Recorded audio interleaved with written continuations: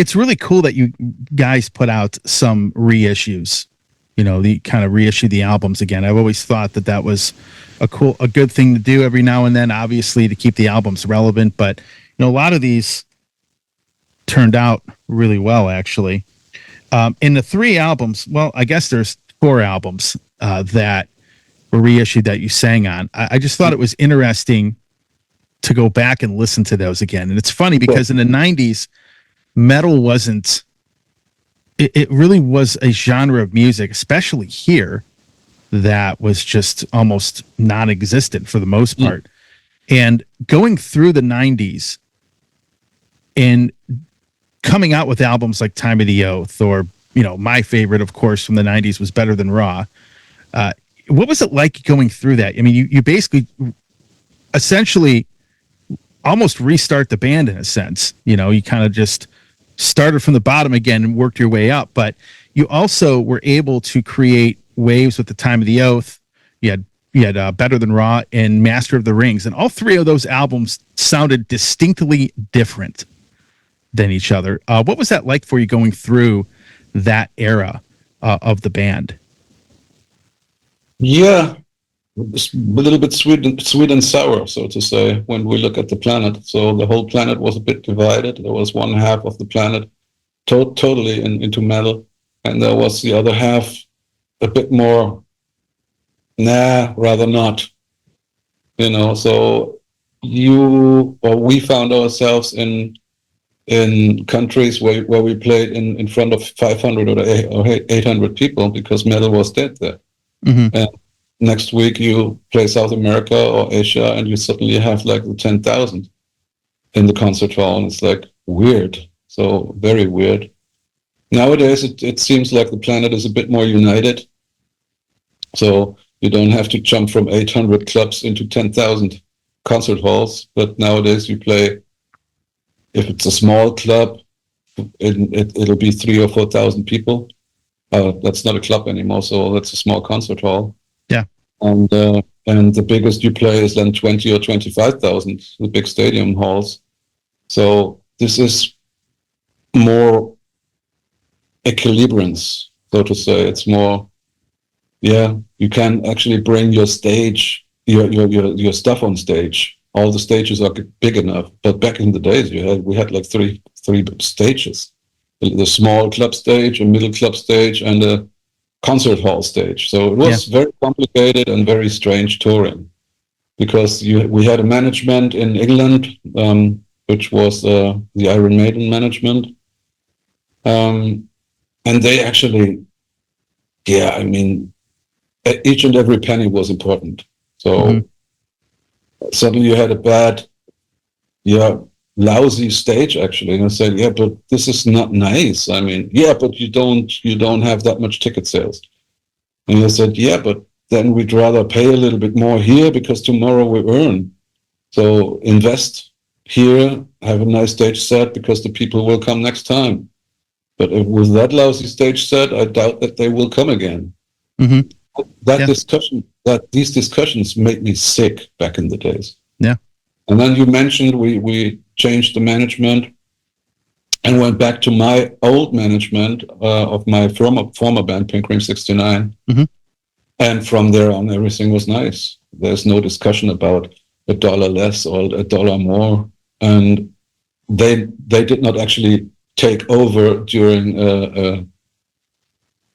glory days or something like that. I mean, we still had to fight here and there. But they were more on our frequency. So rather invest here and hope that next time there will be more people, and rather not earn that much money, but invest in the future. And exactly that worked out. Yeah. I think that they've done a great job since they have taken over. When I look at how much the band has grown, even in the US, I mean, this band is playing bigger crowds in the US than I've ever seen it. I mean, when I go back and I think about the Rabbit Don't Come Easy tour, I think of how long ago that is now. You guys played some pretty small places for the most part. And I remember the Tree Club. This is always in my memory. Where in the middle of the stage was a tree. That was nice. Yes. Yeah. So you guys, I mean, I look back, that's over 20 years ago. And I think the last couple of tours when you came here, you played bigger places. I mean, there are some places that might hold 700 people, but in some of the other bigger cities, you're playing to bigger crowds than you had before. And I think you have grown a bit here in the US, quite a bit. And I think the management has done a great job as far as, when you look at marketing, when you look at doing things correctly, for example, when Michael Kiske and Kai were announced to be back in the band, it started out as a tour. You didn't jump into committing to an album or anything like that. And once that was successful, then you went on to the album. I mean, they really helped approach things, I think, in a great way. And I think of two things that changed in the band. I think Sasha joining, and then I think the management, bottom row, taking over, and it's been great. I think things have gone up from there. That's just how I look at it. Yeah. I mean, we should mention Dani, the drummer. And Dani too, yeah. Because if Dani isn't the one he is, then the whole ship sinks. Because in that genre of music, you need a kind of drummer. Yeah. Yes, definitely. And he had the crazy merry-go-round of drummers. I remember that whole situation. So you went through. I mean, one guy was a session guy. First guy got sick. Second guy's a session guy. The next guy did the tour, and then you find Dani, who, it's kind of funny. The way he said he was asked into the band is kind of funny, in a sense. He said that Sasha came in. So you join in the band or what? And I thought that was kind of funny because I'd never asked him like how that whole process went, but he definitely, I think, he's an outstanding drummer. He really is. And a very humble individual.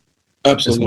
As well. And again and again, we always have to see that he's one guy playing over three hours. I mean, talking about 2017-18 tour. I mean, unbelievable. And not a single day where he would actually go down 1% or something like that.